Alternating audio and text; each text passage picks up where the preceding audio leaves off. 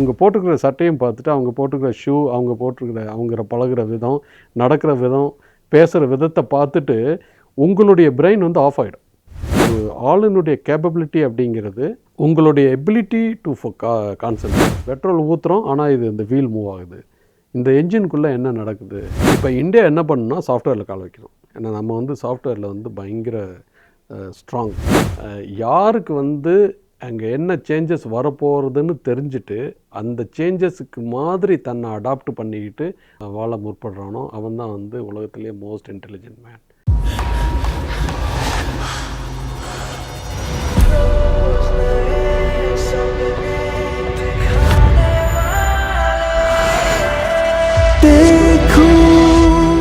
வணக்கம்.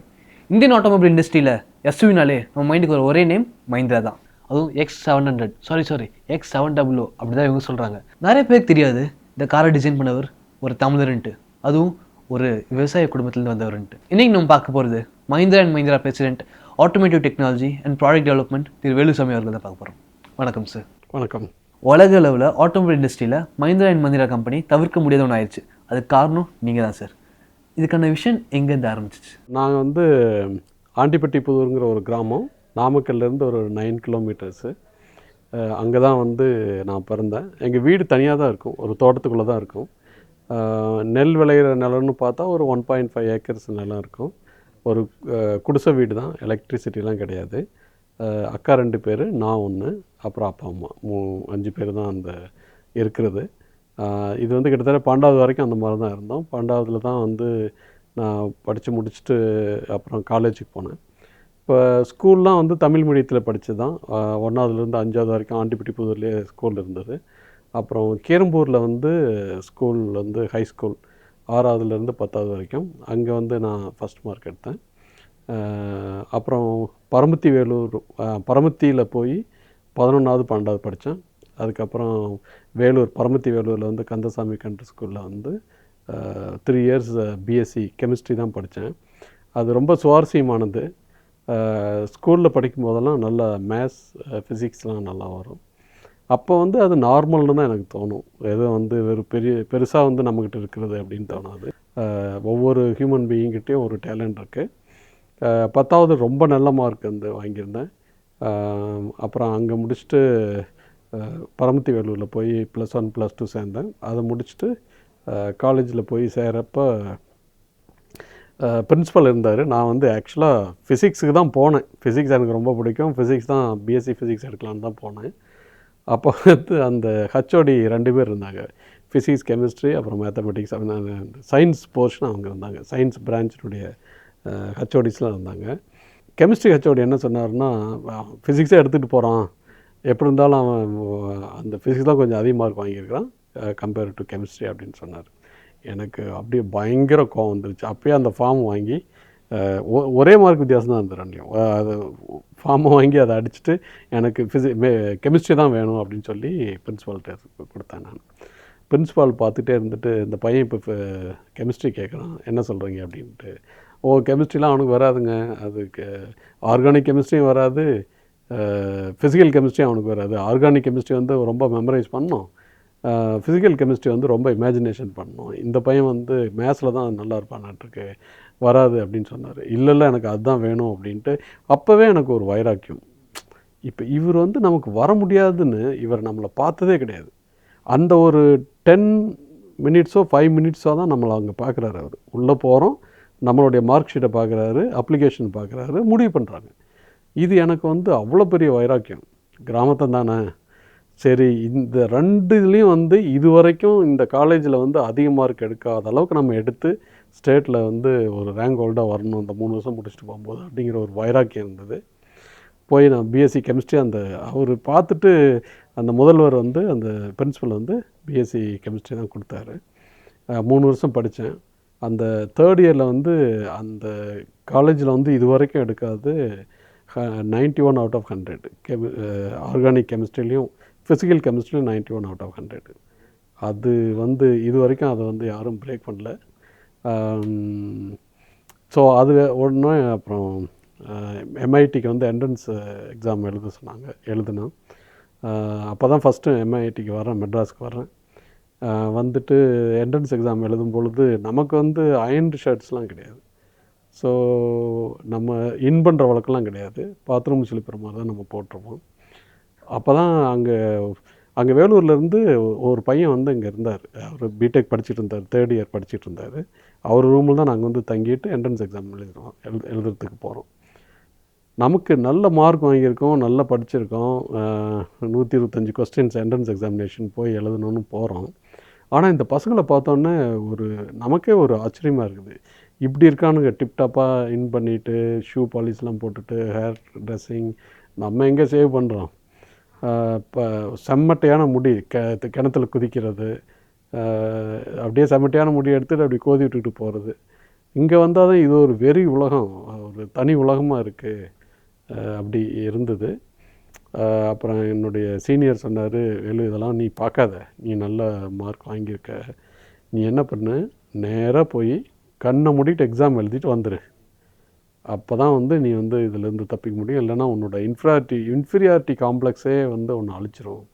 உன்னுடைய பிரெயின் வந்து அங்கே உள்ளே போய் ஒரு ஃபஸ்ட்டு 45 மினிட்ஸ்க்கு வந்து பெர்ஃபார்ம் பண்ணாது, போட்டு அழுத்திடும் ஒன்று. மற்றவங்கள பார்த்தது நீ பயப்பட்டேன்னா நீ வந்து அதை போட்டு ஒன்று அழுத்திடும். நீ வந்து கண்ணை மூடிட்டு நேராக உள்ளே போயிடு அப்படின்னாரு. நேராக அது எப்படின்னா, அவங்க போட்டுக்கிற சட்டையும் பார்த்துட்டு, அவங்க போட்டுக்கிற ஷூ, அவங்க பழகுற விதம், நடக்கிற விதம், பேசுகிற விதத்தை பார்த்துட்டு உங்களுடைய பிரெயின் வந்து ஆஃப் ஆகிடும். அந்த ஃபார்ம் வராது. இப்போ இந்த கிரிக்கெட்டில் சொல்கிறாங்கல்ல, சார் இப்போ வந்து சச்சின் டெண்டுல்கர் அவுட் ஆஃப் ஃபார்மில் இருக்கார், அவர் ஈஸியாக அவுட் ஆயிடுவார்னா, அதே பேட்டை தான், அதே மனுஷன் தான், அதே பிச்சில் தான் போய் நிற்கிறாரு. பட் அந்த மைண்டு வந்து ஒர்க் ஆகலைன்னு வச்சுங்களேன், ஃபோக்கஸ் இல்லைன்னா ஆயிரும். அப்போ தான் தெரிஞ்சது, ஒரு ஆளுனுடைய கேப்பபிலிட்டி அப்படிங்கிறது உங்களுடைய எபிலிட்டி டு கான்சன்ட்ரேட். மற்றவங்களுடைய இன்ஃப்ளூயன்ஸ் உங்களுக்குள்ளே வாங்காமல் நீங்கள் எப்படி உங்களை தற்காத்து கொள்கிறீங்களோ அதுதான் உங்களை தற்காப்பு வளையும் அப்படின்னு சொல்கிறது. அது இருந்தால் தான் வாழ்க்கையில் முன்னேற முடியும் அப்படின்னு அப்போ தான் எனக்கு தோணுச்சு. அது உள்ளே போய் ஒரு 5 மினிட்ஸ்லேயே நம்ம ரீகன் ஆகிட்டு உடனே வந்து தெளிவாக நம்ம இது ஆன்சர் பண்ணிவிட்டு வெளியில் வந்தோடனே தெரிஞ்சு போச்சு 100க்கு மேலே தான் வரும் அப்படின்ட்டு.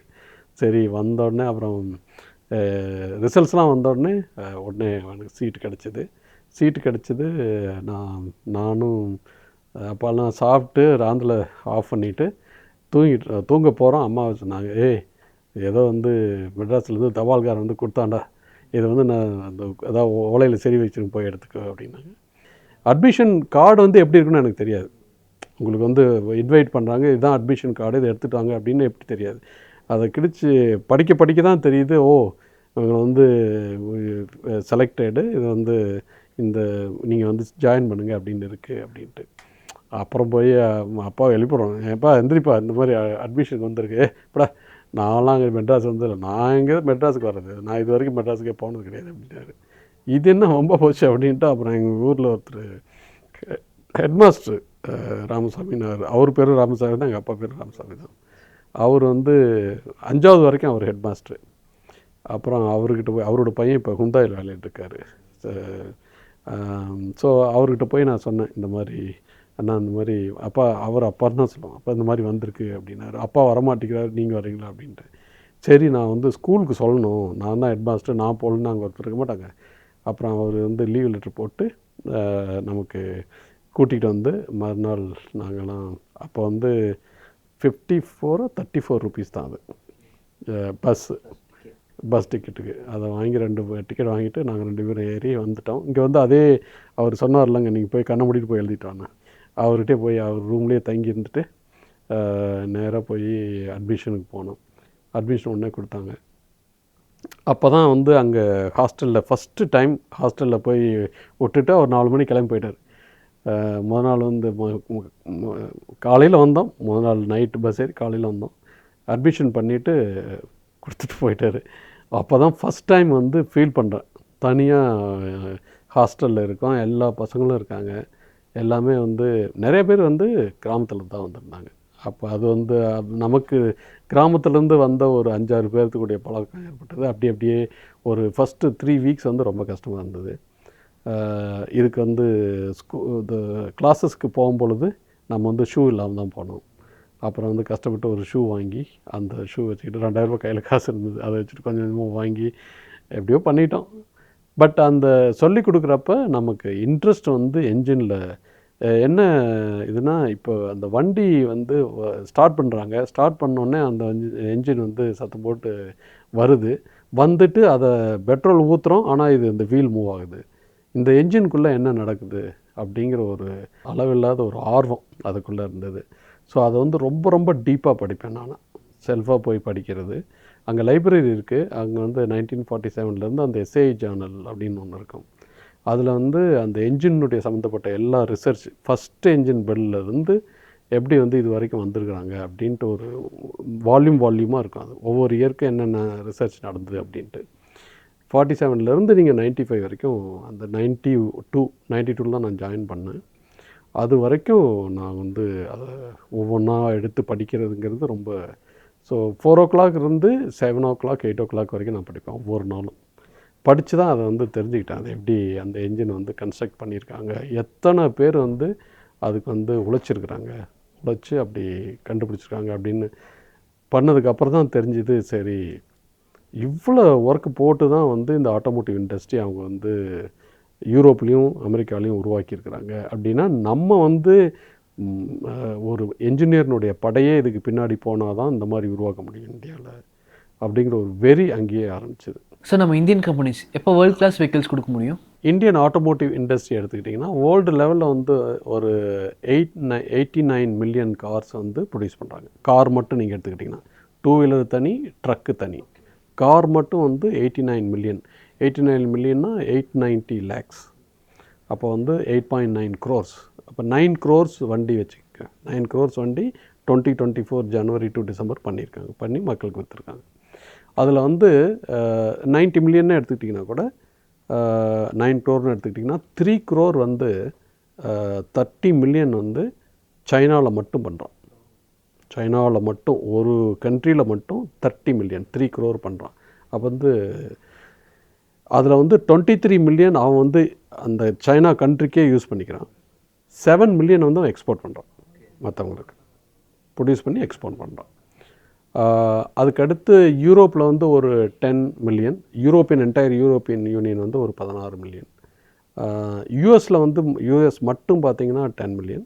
யூஎஸில் எல்லாத்தையும் எடுத்து பார்த்திங்கன்னா ஒரு 15 மில்லியன். அந்த நார்த் அமெரிக்கா ப்ளஸ் அவங்களுடைய சேர்ந்த கண்ட்ரியில் எடுத்து பார்த்திங்கன்னா 15 மில்லியன். இப்போ இந்தியாவில் பார்த்திங்கன்னா 4 மில்லியன், 40 லட்சம் வண்டி ஒரு வருஷத்துக்கு விற்கிறாங்க. 4 மில்லியன் தான் விற்கிறாங்க. அவங்க 9 கோடி சைனாவில், நம்மது வந்து 40 லட்சம். அவனுடைய எக்கானமியில் ஆட்டோமொபைலுங்கிறது வந்து மிகப்பெரிய ஒரு பங்கு வகிக்குது, சைனானுடைய ஆட்டோமொபைல். இப்போ அவன் என்ன பண்ணுறான்னா, உலகத்தரத்துக்கு அவன் வந்து அந்த ஆட்டோமொபைலை எடுத்துகிட்டு வந்துட்டான். முதல்ல வந்து இந்த ஜெர்மன்ஸ் தான், 3 ஜெர்மன்ஸ் அப்படின்னு சொல்லுவாங்க, BMW, ஆடி, மெர்சிடஸ், VW. இந்த ஆடியும் VW ரெண்டும் ஒரே கம்பெனி தான். இவங்க தான் வந்து ஒரு ட்ரெண்டை கட்டமைக்கிறதுல அவங்க தான் வந்து மிகச்சிறந்த ஜாம்பவான்கள். என்ஜின்ஸாக இருந்தாலும் சரி, டிரான்ஸ்மிஷனாக இருந்தாலும் சரி, வண்டியினுடைய டைனமிக்ஸாக இருந்தாலும் சரி, வண்டியினுடைய கம்ஃபர்ட்டாக இருந்தாலும் சரி, இந்த சஸ்பென்ஷன், ஸ்டீரிங், பிரேக்கிங், அப்புறம் இந்த ட்ரைவபிலிட்டி, அந்த ஃபீல் இருக்குது பார்த்திங்களா, ஃபியூல் எஃபிஷியன்சி, குவைட்னஸ்ஸு, உள்ளே இருக்கிற இன்ஃபோடைன்மெண்ட்டு, சீட் கம்ஃபர்ட்டு, சீட்டை வந்து ஆட்டோமேட்டிக்காக எலக்ட்ரானிக்கலாக கண்ட்ரோல் பண்ணுறது, ரூஃபில் வந்து நிறையா கிளாஸ் வச்ச ரூஃபை கொண்டு வர்றது, இந்த மாதிரி பல வகையான டெக்னாலஜியில் அவங்க தான் வந்து முன்னோடியாக இருந்தாங்க. அவங்கள வந்து எல்லோரும் ஃபாலோ பண்ணிக்கிட்டு இருப்பாங்க. அமெரிக்காவில் கூட ஸ்டாண்டர்டாக இருக்கும், ஏன்னா அந்த ரிலையபிலிட்டி ரொம்ப அதிகமாக பார்ப்பாங்க. அதனால் ஃபஸ்ட்டு டெக்னாலஜி வந்து யூரோப்பில் தான் வரும், ஜெர்மனிலேருந்து தான் வரும். அதுக்கடுத்து அமெரிக்காவுக்கு போகும், அதுக்கடுத்து சைனாவுக்கு போகும், அப்புறம் ரொம்ப நாள் கழித்து வந்து இந்தியாவுக்கு வரும். இந்தியா வந்து கிட்டத்தட்ட அன்டச்சபிள் கண்ட்ரி மாதிரி தான் இருக்கும். டெக்னாலஜியும் அன்டச்சபிலிட்டியும் ஒரு மாதிரி இருக்கும். முன்னாடி வந்து ஜாதியை வச்சு நம்மளை அன்டச்சபிலிட்டி பண்ணாங்க, தீண்டத்தகாமை வந்து ஜாதி வச்சு வந்தது. இப்போ வந்து டெக்னாலஜி வச்சு வருது, இந்த நேம் தான் வேரி ஆகுது. அப்போ இது என்னென்னா, முன்னாடி வந்து எங்கிட்ட வந்து ஒரு 10 ஏக்கர் நிலம் இருந்தால் என்னோடய இனம் வேறு, உங்கள்கிட்ட ஒன்றும் இல்லைன்னா உன்னோட இனம் வேறு. இப்போ டெக்னாலஜி இருந்தால் என்னோடய இனம் வேறு, டெக்னாலஜி உங்கள்கிட்ட ஒன்றும் இல்லைன்னா உன்னோட இனம் வேறு அப்படின்னு பிரிச்சிட்டாங்க. ஸோ இதிலிருந்து தான் நமக்கு வந்து ஒரு வைராக்கியம் வருது.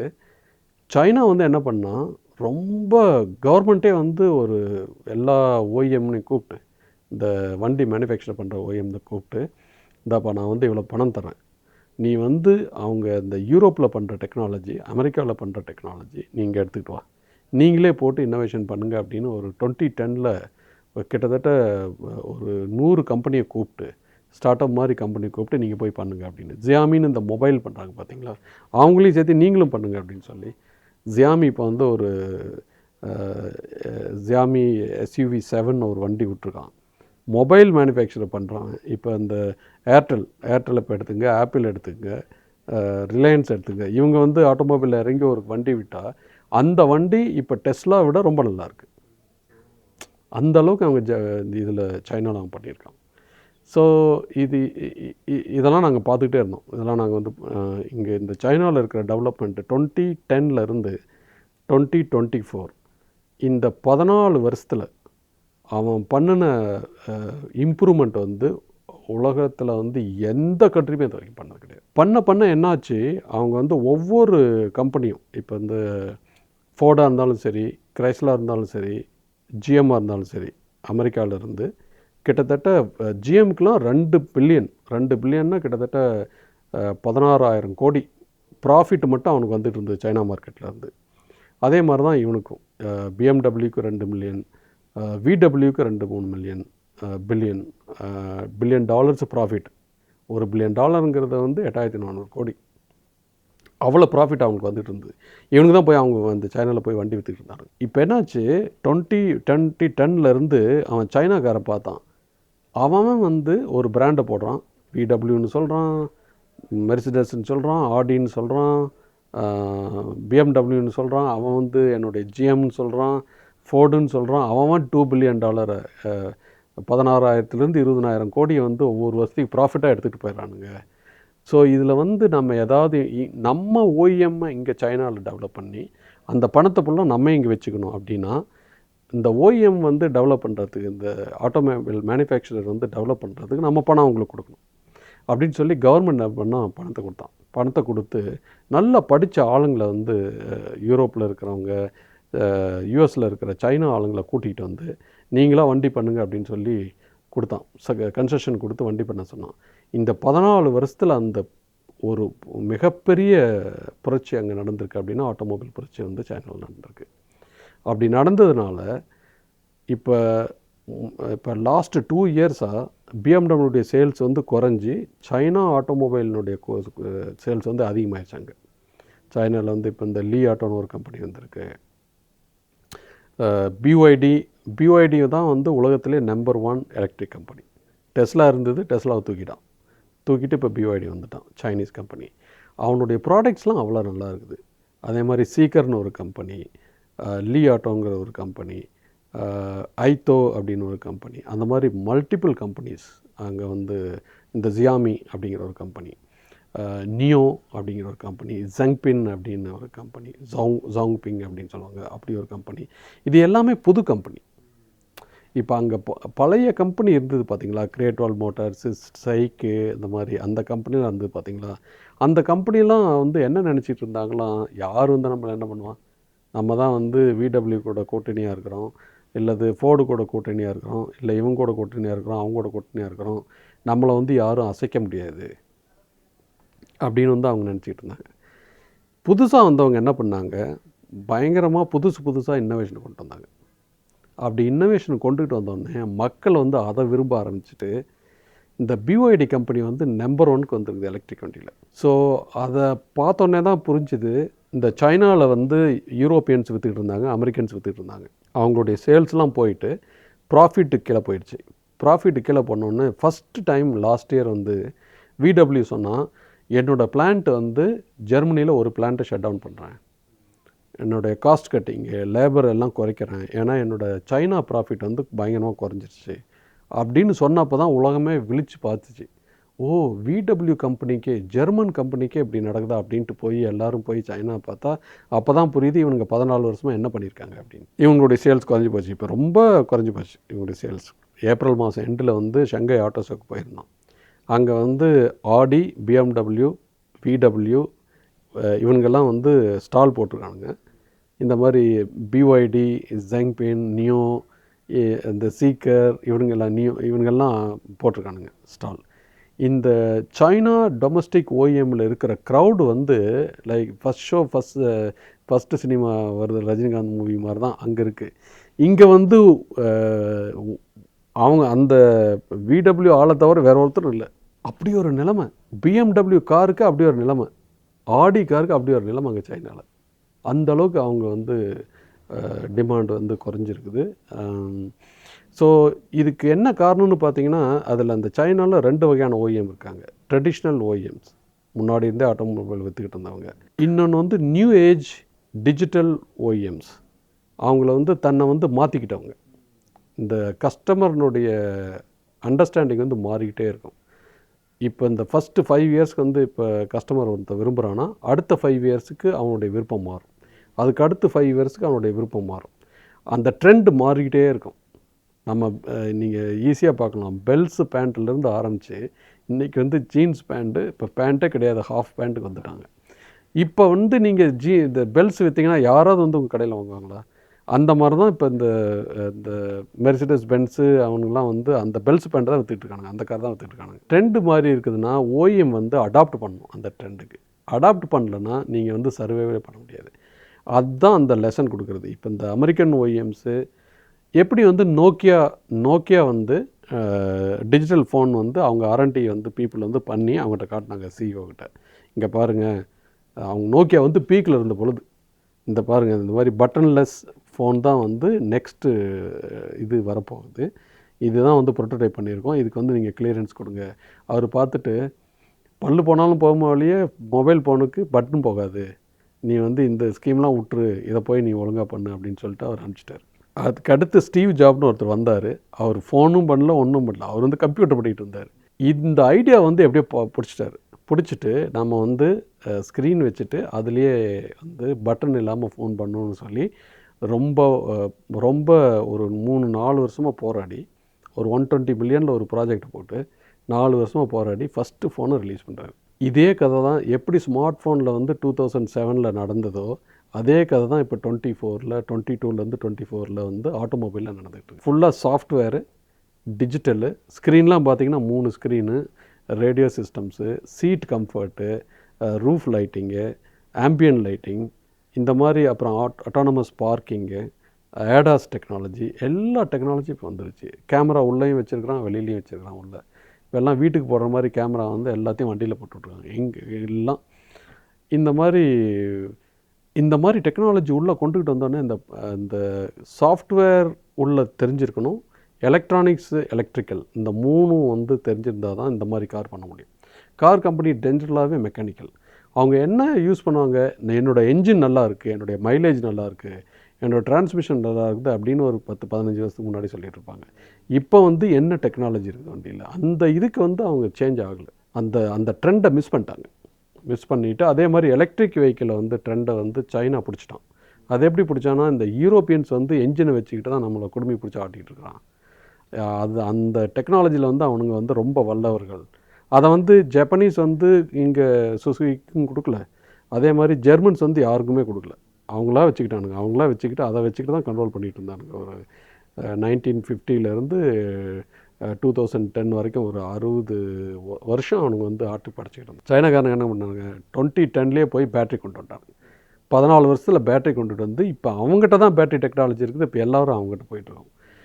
ஸோ இதில் வந்து நமக்கு தெரிய வர்றது என்னென்னா 2 விஷயம். ஒன்று, இப்போ நான் வந்து ஒன்று பர்ஃபெக்ட் பண்ணிட்டேன்னா அந்த ஏரியாவில் வந்து நான் போகக்கூடாது. அடுத்த ஏரியா என்ன எம்டியாக இருக்குதோ, ஆப்பர்ச்சுனிட்டி இருக்குதோ, ஏன்னா மக்கள் வந்து சேஞ்ச் ஆகிட்டே வர்றாங்க. அவங்களுடைய அபிலாஷைகள் வந்து எக்ஸ்பெக்டேஷன்ஸ் வந்து சேஞ்ச் ஆகிட்டே இருக்குது. அந்த புது ஏரியாவில் தான் நம்ம வந்து போய் இருக்கணும். ஒருத்தன் பண்ணிட்டானா அதுலேயே போய் அவன் வந்து 20 வருஷமாக 50 வருஷம் 60 வருஷம் பண்ணிகிட்டு இருக்கான், அதில் போய் நம்ம புதுசாலாம் எதுவும் பண்ண முடியாது. அவனுக்கு தெரியும், எல்லாமே தெரியும். ஸோ அதனால் சைனீஸ் என்ன பண்ணான், 2010 பேட்டரியில் போய் காலை வச்சான். எலக்ட்ரிக் வண்டியில் யூரோப் வந்து காலை வைக்காத சமயத்தில் இவன் சைனா போய் காலை வச்சுட்டு 14 வருஷத்துக்கு அப்புறம் வந்துட்டான். இப்போ இந்தியா என்ன பண்ணுன்னா சாஃப்ட்வேரில் காலை வைக்கணும். ஏன்னா நம்ம வந்து சாஃப்ட்வேரில் வந்து பயங்கர ஸ்ட்ராங். இங்கே இந்தியாவில் தான் உலகத்தில் இருக்கிற நிறையா சாஃப்ட்வேர் நம்ம பண்ணுறோம். சாஃப்ட்வேரில் காலை வச்சு இந்த ஏஐ சாஃப்ட்வேரில் தான் நம்ம வந்து வண்டியை கொண்டுட்டு வரணும். அதுக்கு தான் நம்ம வந்து மூவ் பண்ணால் நம்முடைய உலகம் நம்முடைய பீக் எப்போ வரும்னா இன்னொரு 14-15 வருஷம் கழித்து நம்முடைய பீக் வரும். அதுக்காக வந்து இப்போ இருந்தே உழைக்கணும். அப்படி தான் நம்ம வந்து ஒரு ஒரு இதை கொண்டுட்டு வரணும். இப்போ நீங்கள் வந்து 15 வருஷம் 12 வருஷம் ஸ்கூலில் படிக்கிறீங்க, 4 வருஷம் காலேஜில், 3 வருஷம் 4 வருஷமாக காலேஜில் படிக்கிறீங்க, 16 வருஷம் படிக்கிறீங்க இல்லையா? 16 வருஷம் படித்தா தான் நீங்கள் உங்கள் அப்பா கிட்டேருந்து வித்தியாசப்பட முடியும், உங்கள் தாத்தா கிட்டேருந்து வித்தியாசப்பட முடியும். அது அந்த 14 இயர்ஸ் டு 15 இயர்ஸ் அந்த டைம் ஃப்ரேம் வந்து ரொம்ப ரொம்ப முக்கியம். உங்களுடைய திங்கிங் 14 இயர்ஸ் கழித்து நீங்கள் என்னவா மாற போகிறீங்க அப்படிங்கிறது இன்றைக்கும் நீங்கள் முடிவு பண்ணணும். அதுதான் விஷன். அந்த விஷன் இருந்தால் தான் நம்ம வந்து ஒரு கண்ட்ரியை மாற்ற முடியும். அப்படி மாறும் பொழுது அத்தனை மில்லியன் மக்களுக்கு 30 மில்லியன் மக்களுக்கு 30 மில்லியன் வண்டி விற்றுட்டு 1.4 பில்லியன் மக்களை, ஒரு 800 மில்லியன் மக்கள், 80 கோடி மக்கள், 80 கோடியுடைய மக்களுக்கு வந்து ஒவ்வொரு கார் கொடுத்து ரொம்ப நல்லா ரைஸ் பண்ணிட்டாங்க. ஏன்னா அவங்க வந்து எக்ஸ்போர்ட் பண்ணுறாங்க, வருமானம் வருது. ஒரு 80 கோடி மக்களினுடைய லைஃப்பை வந்து மேலே தூக்கிட்டாங்க. இப்போ நீங்கள் ஸ்கீம்லாம் கொடுத்தீங்கன்னா ஒரு 4 கோடி மக்கள், 5 கோடி மக்களில் ஒரு 1 கோடி மக்கள், 2 கோடி மக்களை நீங்கள் மேலே உயர்த்தலாம். ஆனால் இந்த மாதிரி விஷனோடு நீங்கள் பண்ணிங்கன்னா கிட்டத்தட்ட ஒரு 80 கோடி மக்களுடைய லைஃப்பையே நீங்கள் மேலே மாற்றிடலாம். ட்ரம்ப் போடுறதுக்கு காரணம், இப்போ சைனீஸ் உள்ளே வந்துட்டான்னா அவனுடைய ஓஎம்ஸ் ஃபுல்லாக அடி வாங்கிடுவானுங்க. 12 மில்லியன் 10 மில்லியன் வண்டி பண்ணுறாங்கன்னு வச்சுங்களேன், அந்த 10 மில்லியன் வண்டி பண்ணுறது ஒரு 3 ஓஎம் சேர்ந்து பண்ணுறான். 3 ஓஎம் சேர்த்து பண்ணுறான். ப்ளஸ் ஜப்பனீஸ்லேருந்து டொயோட்டா அங்கே விற்கிறான், அதே மாதிரி நிசான் அங்கே விற்கிறான், அந்த மெர்சிடஸ் பென்ஸ் இவங்களாம் கொஞ்சம் விற்றுக்கிட்டு இருக்கானுங்க. பட் அதனுடைய சப்ளையர் பேஸ் இருக்குது பார்த்தீங்களா, அவன் இந்த சைனீஸ் வந்து அங்கே வந்து அடித்தானா ஃபுல் சப்ளையர் பேஸே அடிச்சிடுவானுங்க, டீலர் எல்லாத்தையும் அடிச்சிடுவானுங்க. அதனால் அது வந்து ஒரு பெரிய ஐடியா மாறிடும். நம்ம 4 மில்லியன் விற்கிறதே 15% ஜிடிபியில் நம்ம கான்ட்ரிபியூட் பண்ணுறோம். 15% ஜிடிபி அப்படின்னா அவன் வந்து யூரோப்பியன் மார்க்கெட்டில் எவ்வளோ இது பண்ண பாரு. நம்முடைய கார் வந்து உலகத்தரத்துக்கு எடுத்துக்கிட்டு போனால் தான் சைனீஸோ இல்லது வெளியில் யாராவது நம்ம கண்ட்ரிக்குள்ளே வந்தால் நம்ம தாக்கு பிடிக்க முடியும். ரெண்டாவது, நீங்கள் வந்து இந்தியா விட்டு வெளியில் போய் எக்ஸ்போர்ட் பண்ணணும் அப்படின்னு வச்சிங்களேன், சைனீஸ் தான் அங்கே வந்து நிற்பான். அவங்க கூட கம்பீட் பண்ணணுன்னா நீங்கள் அந்தளவுக்கு டெக்னாலஜியும் அந்த வண்டியினுடைய ரிஃபைன்மெண்ட்டும் எடுத்துகிட்டு போனால் தான் நீங்கள் வந்து அங்கே போய் கம்பீட் பண்ண முடியும். ஸோ 2 வகையில் நீங்கள் உங்களுக்கு வந்து 1.4 பில்லியன் பீப்புளுக்கு வந்து நீங்கள் ஃபீடு பண்ணணும் அப்படின்னா அவங்களுடைய லைஃப், ஒவ்வொரு வீட்லேயும் கார் இருக்கணும், ஒவ்வொருத்தருக்கும் வீடு இருக்கணும், ஒவ்வொருத்தருக்கும் வந்து ஏசி இருக்கணும், ஒவ்வொரு வீட்லேயும் வந்து கம்ப்யூட்டர் இருக்கணும், ஒவ்வொருத்தர் வீட்டுக்கும் ஒரு ஜாப் இருக்கணும், கண்டினியூஸாக அவங்களுக்கு வந்து வருமானம் வந்துகிட்டு இருக்கணும். அந்த லைஃப்பை நீங்கள் வந்து மேலே எடுக்கணும் அப்படின்னா உங்களுக்கு வந்து வெளிநாட்டிலேருந்து வருமானம் வரணும், நீங்கள் வந்து எக்ஸ்போர்ட் பண்ணணும். அப்படி எக்ஸ்போர்ட் பண்ணுறதுக்கு கார் வந்து ஒரு மிகப்பெரிய ஆயுதம். அந்த மாதிரி புரட்சி ஏன் சார் இங்கே வரல? நம்ம இந்தியன் கவர்மெண்ட்டும் வந்து சரி, தமிழ்நாடு கவர்மெண்ட்டும் சரி, எல்லா ஸ்டேட் கவர்மெண்ட்டும் சரி, இப்போ தமிழ்நாடு கவர்மெண்ட் எடுத்திங்கன்னா இவி பாலிசி அப்படின்னு சொல்லியிருக்காங்க. இவி பாலிசியில் ஒரு முக்கியமான அட்வான்டேஜ் உங்களுக்கு என்னென்னா, இப்போ நீங்கள் போய் ஒரு எலக்ட்ரிக் வண்டி வந்து டீலர்ஷிப்பில் வாங்குறீங்கன்னு வச்சுங்களேன், அந்த எக்ஸ் ஷோரூம் ப்ரைஸ் வந்து உங்களுக்கு ஒரு 20 லட்சம்னு வச்சுக்கோங்களேன். இதுக்கு வந்து 20 லட்சத்துக்கு மேலே இருந்ததுன்னா 21 லட்சம்னு வச்சுக்கலேன், 20% டேக்ஸ், ரோட் டேக்ஸ் வரும், இன்சூரன்ஸ். அப்போ வந்து கிட்டத்தட்ட 4 லட்ச ரூபா நீங்கள் பே பண்ண வேண்டியது இருக்கும். 4 லட்ச ரூபா பே பண்ணிவிட்டு தான் நீங்கள் வந்து அதை ரெஜிஸ்டர் பண்ண முடியும். அப்போ உங்களுடைய ஆன் ரோடு ப்ரைஸ் வந்து 24 லட்சமாக மாறிடும். இந்த எலக்ட்ரிக் வண்டிக்கு 0. இப்போ வந்து நாங்கள் XCV 9E 30.5 லட்ச ரூபா எக்ஸ் ஷோரூம், அதுக்கு வந்து 20% போட்டிருந்தாங்கன்னா 6 லட்ச ரூபா கட்ட வேண்டியது தான். ஆனால் அதுக்கு வந்து டேக்ஸ் கிடையாது, 0 டேக்ஸ். அது தமிழ்நாடு கவர்மெண்ட் வந்து கொடுக்குற இந்த எலக்ட்ரிக் வண்டி ஊக்குவிக்கிறது. சார், இப்போ எலக்ட்ரிக்கல் ப்ரொடக்ஷன் வெஹிக்கிள்ஸ் அதிகமாக ஆரம்பிச்சிச்சு, மக்களும் வாங்க ஆரம்பிச்சிட்டாங்க, இதான் ஃபியூச்சரா சார்? ஸோ நம்ம வந்து உலகத்தில் வந்து கிளைமேட் சேஞ்ச் அப்படின்னு நீங்கள் கேள்விப்பட்டிருப்பீங்க. அந்த கிளைமேட் சேஞ்சில் எப்படின்னா, இப்போ இருக்கிற டெம்பரேச்சரை விட சர்ஃபேஸ் டெம்பரேச்சரை விட 1.5 டிகிரி தான் அதிகமாக முடியும். அதுக்கு மேலே அதிகமாச்சுன்னா, இந்த ஆம்பியன்ட் டெம்பரேச்சர் வந்து அதிகமாச்சுன்னா உங்களுக்கு வந்து இந்த ஐஸ்லாம் வந்து மெல்ட் ஆகி சீ லெவல் வந்து இன்க்ரீஸ் ஆகிடும். அப்போ என்ன பண்ணாங்கன்னா, பாரிஸ் அக்ரிமெண்ட்டுன்னு ஒன்று போட்டுட்டு எல்லாருமே சைன் பண்ணாங்க. சைன் பண்ணதில் வந்து இந்த கார்பன் டை ஆக்சைடு எமிஷன்ஸ் வருது பார்த்தீங்களா, அது வந்து இந்த என்ஜின் ஆட்டோமொபைல்லேருந்து கார்பன் டை ஆக்சைடு வருது. அந்த எமிஷன்ஸ்லாம் வந்து கட் பண்ணுறதுக்காக ஒரு அக்ரிமெண்ட் எல்லோரும் சைன் பண்ணாங்க. அதில் இந்தியாவும் சைன் பண்ணியிருக்குது. பை 2030 ஒரு டார்கெட்டு, 2035 ஒரு டார்கெட்டு, 40 அப்படி இப்போ சொல்லி 50 வரைக்கும். பை 50 வந்து எல்லோரும் கண்ட்ரோல் பண்ணணும், இல்லைனா வந்து உலகம் கிளைமேட் சேஞ்சை நோக்கி போகுதுன்னு சொல்லியிருக்காங்க. யூரோப்பில் என்ன டிக்ளேர் பண்ணாங்கன்னா 2035க்கு அப்புறம் பேசஞ்சர் காரில் வந்து ஐஸ் என்ஜின் இருக்காது அப்படின்னு சொல்லி டிக்ளேர் பண்ணாங்க. அது ரொம்ப ஸ்ட்ராங்காக அவங்க டிக்ளேர் பண்ணி போனாங்க, எலக்ட்ரிஃபிகேஷன் போனாங்க. அதில் கொஞ்சம் செட்பேக் இருக்குது. ஆனால் 2035க்கு பதிலாக 2040 இல்லைனா 2045 அந்த மாதிரி அதில் வந்து ஃபேஸ் அவுட் பண்ணிடுவாங்க. இந்தியாவை பொறுத்த வரைக்கும் எனக்கு தெரிஞ்ச கட் ஃபீலிங் வந்து பை 2030 ஒரு 20% எலக்ட்ரிக் வரும். ஸோ 80% வந்து உங்களுக்கு அதுதான் இருக்கும். அந்த 80% இன்னும் 2040 அனதர் 10 இயர்ஸில் அப்படியே மைக்ரேட் ஆகும். அது எப்படி மைக்ரேட் ஆகும் அப்படிங்கிறது எனக்கு அவ்வளோ இல்லை. பட் பிட்வீன் 2025 to 2040 இது வந்து மைக்ரேட் ஆகும். அது for sure it will happen. இது வந்து பின்னாடி போகாது, அது மட்டும் நல்லா தெரியுது. ஸோ சின்ன டவுட்ஸ், ஈவி நம்பி லாங் டிரைவ் போக முடியல, சார்ஜிங் ஸ்டேஷன்ஸும் ரொம்ப கம்மியாக இருக்குது. ஃப்யூச்சரில் சார்ஜிங் ஸ்டேஷன்ஸ் எப்போ சார் வரும்? இப்போ வந்து எல்எஃப்பி பேட்டரிஸ்ன்னு சொல்லி நம்ம வண்டியில் போடுறோம். இதனோட எனர்ஜி டென்சிட்டி வந்து ஒவ்வொரு 2 வருஷமும் அதிகமாகிட்டே இருக்குது. இப்போ நாங்கள் ரிசர்ச் அண்ட் டெவலப்மெண்ட்டில் அந்த செல் எடுத்துகிட்டு வந்து 22ல் எடுத்துகிட்டு வந்தோம். 24 எண்டில் வந்து 25ல் வந்து லான்ச் பண்ணோம். இப்போயே அது வந்து இன்னொரு ஒரு அப்கிரேட் வந்துருச்சு அதில். இப்போ இன்னும் நாம் அந்த செல் எடுத்து நம்ம மறுபடியும் நம்ம பண்ண போகிறோம். ஸோ அந்த மாதிரி ஒவ்வொரு 3 இயர்ஸ்க்கும் அந்த செல்லினுடைய அப்கிரேட் வந்துக்கிட்டே இருக்கும். அதே பேட்ரி சைஸில் வந்து உங்களுக்கு வந்து ஒரு 25% அதனுடைய எனர்ஜி டென்சிட்டி இன்க்ரீஸ் ஆகிட்டே போயிட்டே இருக்குது. ஸோ அப்படி போக போக என்ன ஆகுனா ஒரு கட்டத்தில் வந்து உங்களுக்கு ஒரு 750 கிலோமீட்டர்லேருந்து 1000 கிலோமீட்டர் வந்து ரியாலிட்டியாக வந்துடும் இன்னொரு 7-8 வருஷத்தில். நானே வந்து யூரோப்பில் போய் பார்த்துருக்கேன். அது எப்படி வந்து செல்லை வந்து பிரிச்சுட்டு அதிலிருந்து லித்தியம் அப்புறம் வந்து நிக்கல், கோபால்ட், மேக்னீஸ் இதெல்லாம் பிரித்து எடுக்கிறாங்க அப்படின்னு பார்த்துருக்கேன். அதே மாதிரி அந்த அலுமினியம் கேசிங், அந்த ஸ்டீல் கேசிங் எதாக இருந்தாலும் அதை வந்து பிரிச்சுட்டு ஒரு சைடு வந்து இந்த ஆனோடு வந்து கிராஃபைட் தான், கரி, அதில் ஒன்றும் பிரச்சனை கிடையாது. இன்னொரு சைடு இருக்கிறது வந்து கேத்தோடு. அந்த கேத்தோடில் தான் வந்து இந்த எல்எஃப்பி லித்தியம் அயன் பாஸ்பேட் இருக்குது. அந்த லித்தியம் தனியாக, அயன் தனியாக, பாஸ்பேட் தனியாக எடுத்துடுறாங்க. எடுத்துகிட்டு 98% வந்து நீங்கள் வந்து அந்த லித்தியத்தை வந்து அதில் வந்து எடுத்துடலாம். இப்போ வந்து இந்த எக்ஸாஸ்ட் கேட்டலிட்டிக் கன்வெர்ட்டர்லாம் வந்து ஸ்கிராப் வண்டியில் பார்த்தீங்கன்னா அந்த எக்ஸாஸ்ட் கேட்டலிட்டிக் கன்வெர்ட்டர் எடுத்துகிட்டு போயிட்டு அதிலிருந்து நோபல் மெட்டீரியல்லாம் எடுப்பாங்க. அதை ஸ்கிராப் பண்ணி எடுத்துறாங்க எக்ஸாஸ்ட் சிஸ்டத்தில். அந்த மாதிரி தான் அந்த லோகோலாம் திருடிட்டு போயிடுவாங்க அதில் இருக்கிற குரோம் எடுக்கிறதுக்கு. ஸோ அந்த மாதிரி இதை வந்து இதில் டிஸ்போஸ் பண்ணுறதுக்கு இப்போ வந்து ஒரு சென்டர் வந்து நம்மக்கிட்ட இல்லை பேட்டரி டிஸ்போஸ் பண்ணுறதுக்கு. அது வந்து நாளடைவில் வந்துடும். ஏன்னா நம்ம சார்ஜிங் பண்ணுற மாதிரி தான் அதுவும் வந்து ரொம்ப நல்ல ஒரு ப்ராஃபிட் சென்டர். இப்போ எப்படின்னா நீங்கள் வந்து டீசல் பெட்ரோல்லாம் ஊதி புகையாக போயிடுது. இது வந்து என்ன ஆகுனா ஒரு குறிப்பிட்ட அளவுக்கு நீங்கள் வண்டி ப்ரொடியூஸ் பண்ணால் அதுலேருந்து அந்த ரீசைக்கிள் பேட்டரியிலேருந்து 98% வந்து உங்களுக்கு வந்துக்கிட்டே இருக்கும். அப்போ ஷார்ட் ஃபால் வந்து உங்களுக்கு 2% தான். அப்போ லித்தியம் வந்து ஒரு ரீசைக்கிளபிள் மெட்டீரியல். அதில் தான் அந்த பேட்டரி எலக்ட்ரிக் வண்டியினுடைய அட்வான்டேஜ். சார் இப்போ வர மஹிந்திராவோட இன்ஃபோடைன்மெண்ட் சிஸ்டமும் என்டர்டைன்மெண்ட் சிஸ்டமும் வேர்ல்ட் கிளாஸில் இருக்குது. அதை பற்றி கொஞ்சம் சொல்லுங்கள் சார். இந்தியாவில் வந்து அது ஆட்டோ பார்க் அசிஸ்டம், ஆட்டோ பார்க் அது இந்த XEV 9e அப்புறம் BE6ல் நீங்கள் பார்த்தீங்கன்னா அது மாதிரி ஆட்டோமேட்டிக்காக அது போய் பார்க் பண்ணிடும். நீங்கள் வந்து கமாண்ட் கொடுத்தீங்கன்னா பார்க் பண்ணிடும்.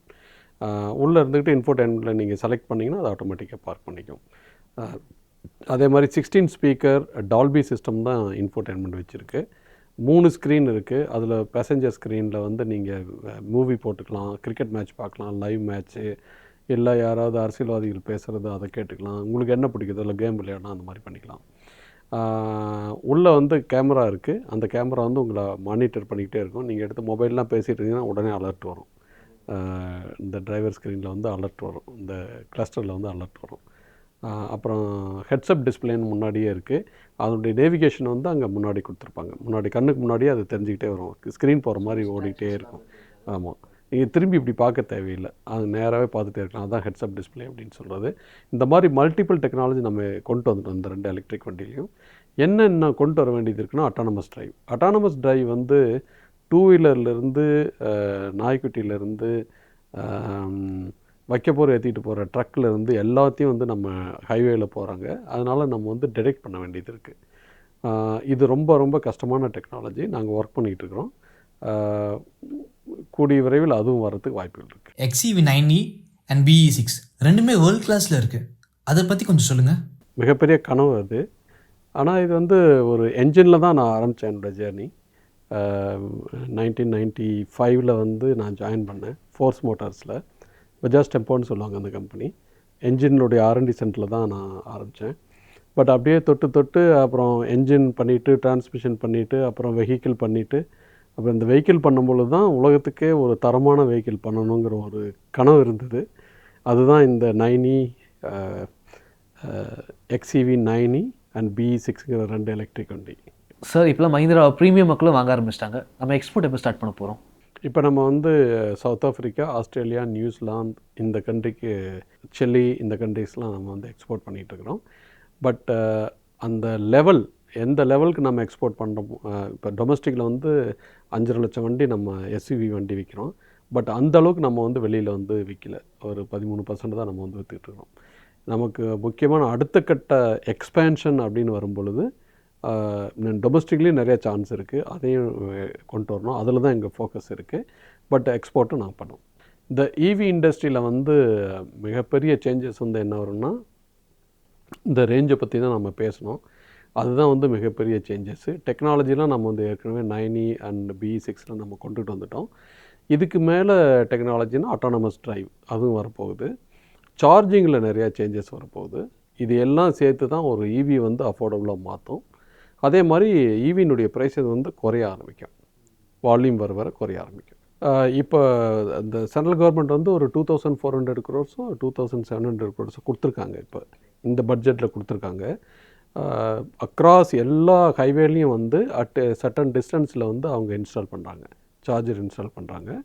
அதே மாதிரி வருஷம் இப்போ பண்ண ஆரம்பிப்பாங்க. அப்போ வந்து அட் த எண்ட் ஆஃப் 3 yearsல நீங்கள் பார்த்தீங்கன்னா நல்ல சார்ஜிங் இன்ஃப்ராஸ்ட்ரக்சர் வந்து எல்லா ஹைவேலையும் வந்துடும். அப்புறம் வண்டி வர ப்ரைவேட் சார்ஜ் ஆப்ரேட்டர்ஸும் வந்து சார்ஜ் எக்யூப்மெண்ட்டை இன்ஸ்டால் பண்ண ஆரம்பிச்சிடுவாங்க. சார் இன்றைக்கி எடுத்துக்கிட்டிங்கன்னா ஏஐ தான் உலகத்தை ரூல் பண்ணிகிட்டு இருக்கு. நம்ம ஸ்கூல் எஜுகேஷன் சிஸ்டமில் ஏதாவது சேஞ்சஸ் கொண்டு வரணுமா? இதை பற்றி நீங்கள் என்ன நினைக்கிறீங்க?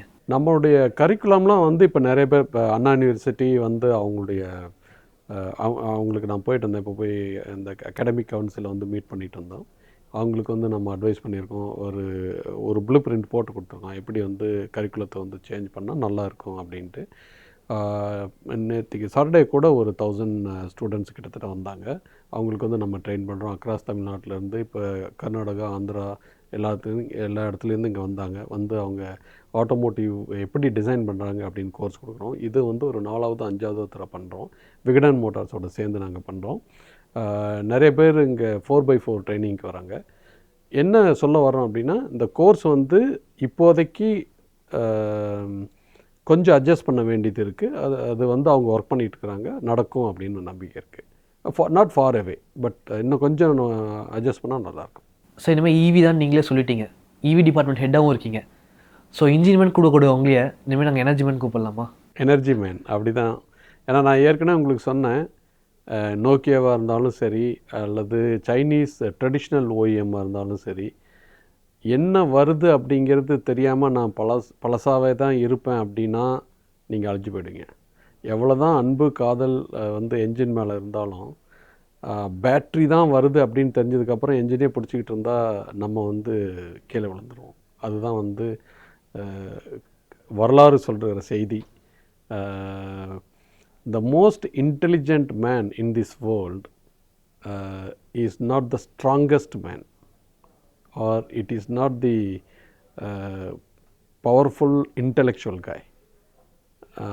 A guy who can adopt, sense the change, adapt to the change is the most intelligent man அப்படின்னு வந்து நான் சொல்ல ஐன்ஸ்டைன் சொல்லியிருக்காரு.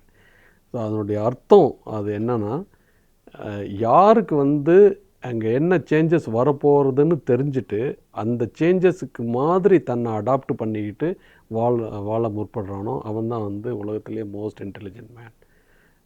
Not that he understands physics, chemistry, mathematics, அந்த வந்து மோஸ்ட் இன்டெலிஜென்ட் மேன் கிடையாது. ஃபிசிக்ஸ், கெமிஸ்ட்ரி, மேத்தமெட்டிக்ஸ்லாம் வந்து ஒரு அப்ளிகேஷன் டூல்.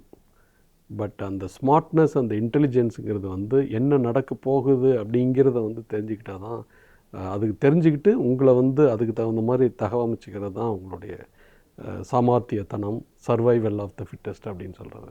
சார் யூஸ்வலாக எல்லோரும் கேட்குற கொஸ்டின் தான், சின்ன கிராமத்தில் பிறந்த நீங்கள் இப்போ உலகமே உயர்வாக பேசுகிற அளவுக்கு இவ்வளோ பெரிய ஆளாக வளர்ந்துருக்கீங்க. ஸோ அடுத்த வர ஜென்ரேஷனுக்கு நீங்கள் என்ன சொல்ல விரும்புகிறீங்க? மெசேஜ்னு நீங்கள் பார்த்தீங்கன்னா, ஃபஸ்ட்டு வந்து நீங்கள் பயப்பட்டீங்கன்னா உங்களுடைய பிரெயின் வந்து ஃப்ரீஸ் ஆகிடும்.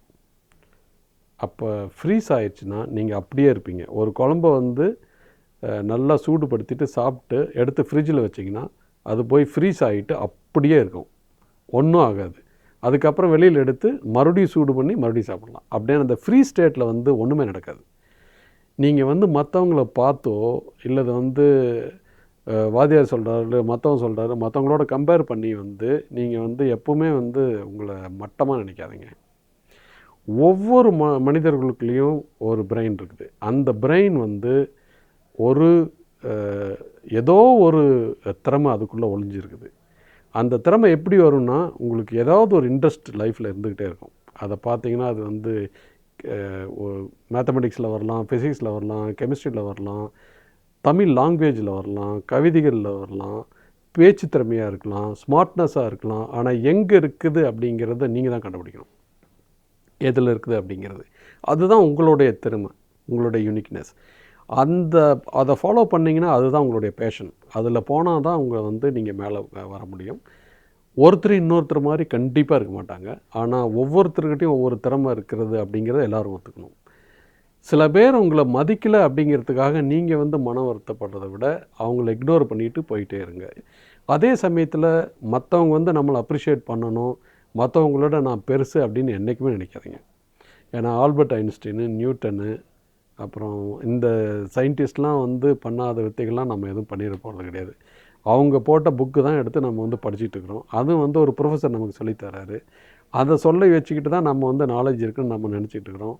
அப்போ நம்ம நாலேஜ் வந்து ஐன்ஸ்டீனை விட அதிகமாக இருந்தது, நியூட்டன் விட அதிகமாக இருந்ததுன்னா நீங்கள் குதிங்க, நேராக பாரிஸ் டவரில் போய் அங்கேருந்து ஏறி குதிங்க, யார் வேண்டாங்கிறா. ஆனால் மற்றவங்கள வந்து என்றைக்கும் மட்டம் தட்டிடாதீங்க. அதே மாதிரி மற்றவங்ககிட்ட போய் நீங்கள் பாராட்டணும்னு எதிர்பார்க்காதீங்க. மற்றவனை வந்து சக மனிதனாக நீங்கள் பாருங்கள். உங்கள்கிட்ட ஒரு திறமை இருக்குது, அந்த திறமையை வச்சு நீங்கள் வந்து இந்த மனித குலத்தை எப்படி வந்து மேல் நோக்கி பார்க்கலாம் அப்படின்னு மட்டும் பாருங்கள். உங்களுக்கு என்ன பேஷன் இருக்குதுன்னு கண்டுபிடிச்சி அதுக்கு பின்னாடி போங்க. அதுதான் வாழ்க்கை. மற்றவங்க சொல்கிறாங்க அப்படின்னு நான் டாக்டர் ஆகணும், என்ஜினியர் ஆகணும் ஆகிடாதீங்க. இன்ட்ரெஸ்ட் இல்லைன்னா நீங்கள் வாழ்க்கை போயிடும். உங்கள் பிஸியான ஷெட்யூலில் எங்களுக்காக டைம் ஸ்பெண்ட் பண்ணதுக்கு ரொம்ப நன்றி சார். மஹிந்திரா மெம்மேலும் வளர எங்களோட வாழ்த்துக்கள். நன்றி சார். வணக்கம்.